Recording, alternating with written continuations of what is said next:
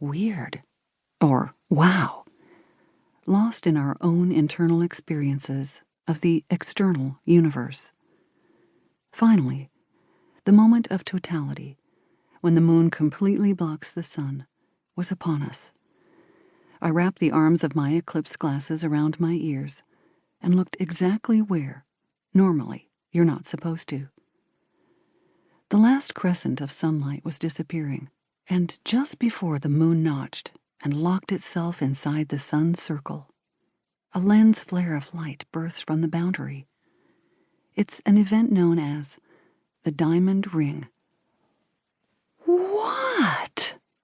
I said out loud.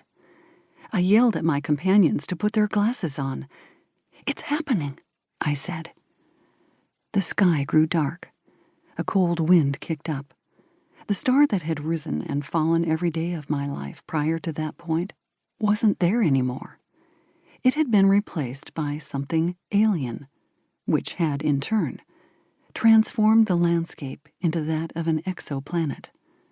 Earth became a place I'd never lived, but suddenly found myself, as if I'd been sucked up in a tractor beam and plunked down light years away on someone else's home.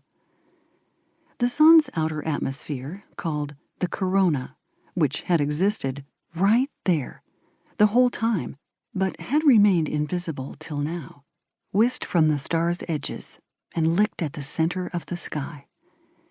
Everything familiar felt deeply, deeply strange.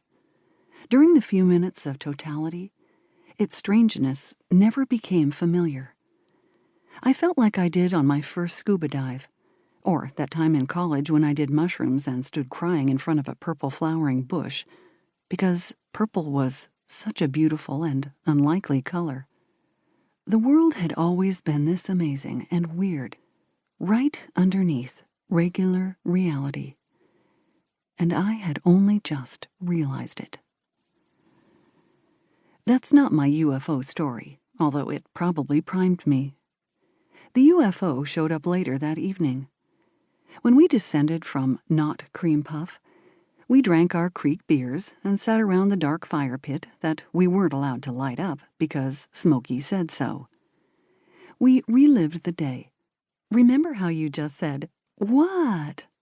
before moving on to a discussion of what we'd do in the event of not quite apocalyptic nuclear war, which at the time didn't seem over the top unlikely. Finally, we stepped out from beneath our coniferous canopy to look up at the stars, all those other suns, orbited by all those other planets, whereon some other schmucks might be shivering and discussing the ineloquence of one of their companions during the eclipse of their own star. It was dark out there, dark, dark, and it was clear, the high, dry air of western Wyoming putting few molecular walls between us and the view. Here, too, we stayed pretty quiet, letting the star's light flow into our eyes while we each thought our own thoughts. "There's a satellite," said my friend Tripp, a medical physicist who recently declared that in the event of not quite apocalyptic nuclear war, he would go to the affected area and treat people. He pointed to a fast-moving dot tracing an arc between the stars. Before any of us could respond, the dot grew brighter. Light started coming from its edge. Right as my brain registered that change, the brightness swept down. Then it became a beam, searching.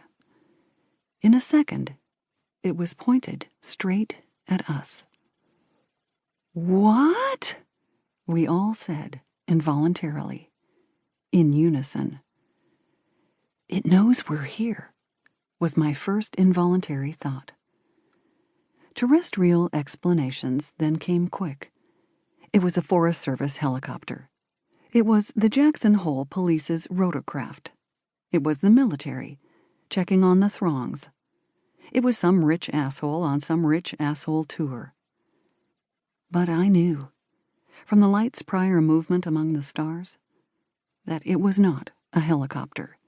And for the second or so when I was in its spotlight, there was a part of me I didn't really want to acknowledge, that believed it was